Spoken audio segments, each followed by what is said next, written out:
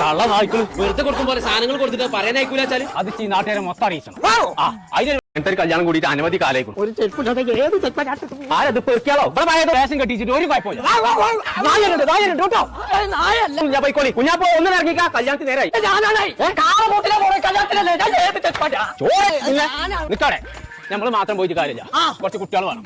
കുമാരേട്ടന്റെ വരിക്ക് പോകുമ്പോ സിനിമ പാട്ട് യൂസ് പാക്കാൻ ചെരുപ്പിച്ച് പോകാം. ഇതിട്ടാൽ പോരെ വരിക്ക് പോകുമ്പോ മാപ്പിള പാട്ട്. അടുത്ത നമ്മള് യൂസ് പാജിന്റെ വരിക്കാ പോണത്. അങ്ങനെ പോരാ പൊട്ട് നടക്കാറ്. ഞാൻ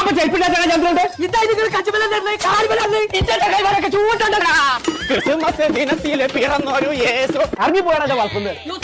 കിട്ടിപ്പോയി ഓന്റെ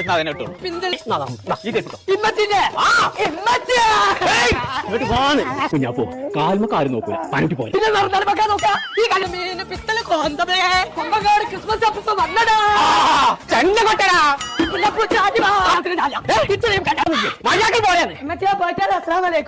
തറവാട്ട് വരുമ്പോ കൊമ്പിട്ടായി തൊത്ത കാര്യം കൊമ്പല്ലെന്ന്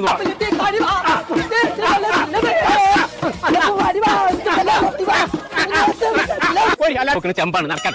കേരളത്തിൽ ആദ്യമായിട്ട് അമ്മാന്റെ തെറ്റിപ്പെട്ട കല്യാണത്തിനോടെ അതൊക്കെ നിസാറ് തെറ്റ് നൽകിട്ട കാൽപട അല്ലെങ്കിൽ ഓൻ അതിനെ ചോദിക്കാൻ.